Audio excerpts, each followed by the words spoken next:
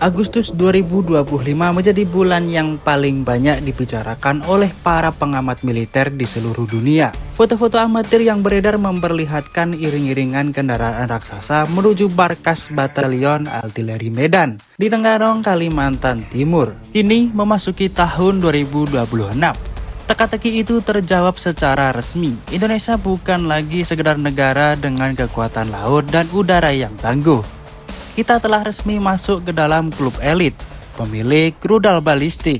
Di hadapan kita sekarang berdiri tegak ITBM 600 atau Indonesia Tactical Ballistic Missile. Senjata yang akan kita bedah tuntas hari ini. Dari sejarahnya, teknologi pemandunya hingga alasan mengapa jangkauan 200 km-nya sudah cukup untuk membuat peta pertahanan kawasan berubah total. Untuk memahami seberapa hebat ITBM 600, kita harus melihat ke belakang, ke negeri dua benua, yaitu Turki.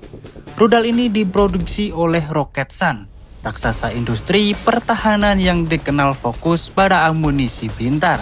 Di sana, ia dikenal sebagai rudal Han, versi ekspor dari rudal legendaris Bora, yang berarti badai. Turki tidak mendapatkan teknologi ini dengan mudah. Setelah sempat dipersulit oleh Amerika Serikat terkait transfer teknologi roket M270 MLRS, Turki mengambil langkah yang sangat berani. Mereka merangkul China dan Pakistan. Berbasis dari rudal B611 milik China, Turki mengembangkan Yildirim, lalu Bora, hingga akhirnya lahirlah Han yang kini terparkir di garasi TNI kita.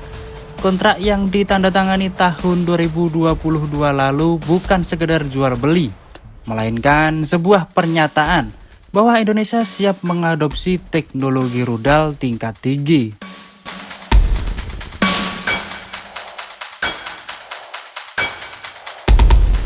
Mari kita bicara data teknis yang membuat rudal ini begitu mematikan.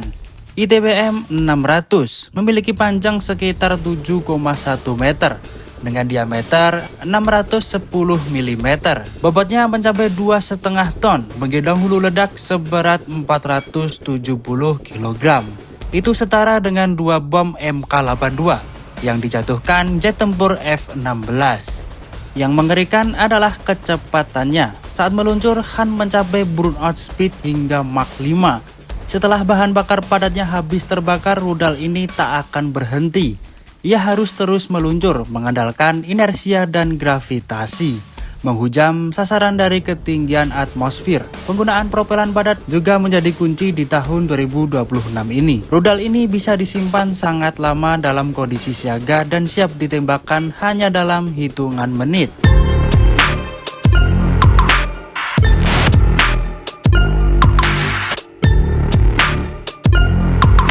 Kecepatan tanpa akurasi adalah kesia-siaan. ITBM 600 dibekali sistem pemandu INS atau Inertial Navigation System yang diperkuat dengan GPS dan GLONASS. Mengapa ini penting? Karena jika suatu saat akses GPS diblokir, rudal kita masih bisa mengandalkan satelit GLONASS, yaitu satelit milik Rusia. Hasilnya, angka CEP atau Circular Error Probable rudal ini berada di bawah 10 meter. Artinya, meski ditembakkan dari jarak ratusan kilometer, ia punya probabilitas mendarat hanya terpaut 10 meter dari target utama. Ini adalah presisi tingkat bedah saraf untuk ukuran senjata penghancur massal. Sekarang mari kita bicara strateginya. Jarak 280 km mungkin terdengar kecil dibandingkan rudal antar benua. Tapi di Asia Tenggara angka ini adalah angka keramat. Jika ditaruh di Kalimantan, seluruh wilayah Sarawak hingga Brunei masuk dalam bidikannya. Jika ditaruh di Dumai, pusat pemerintahan di Kuala Lumpur dan Singapura secara teknis berada dalam jangkauan. Inilah yang disebut efek gentar.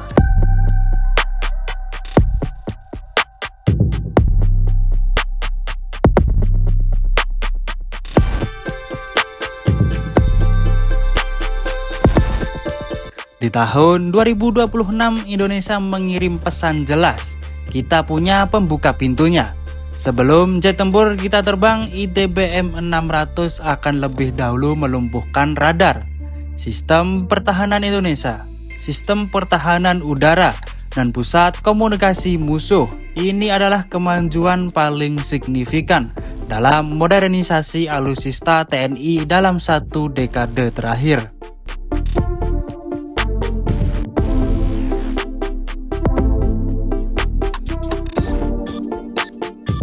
ITBM-600 bukan hanya tentang senjata, tapi tentang harga diri bangsa. Di tahun 2026 ini kita tidak lagi hanya menonton teknologi bangsa lain, tapi kita juga memilikinya. Bagaimana menurut kalian? Apakah kedepannya Indonesia harus mengembangkan varian dengan jangkauan lebih jauh?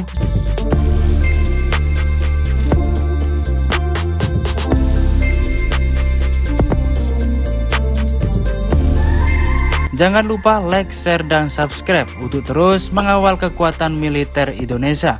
Sampai jumpa di pembahasan alutsista berikutnya.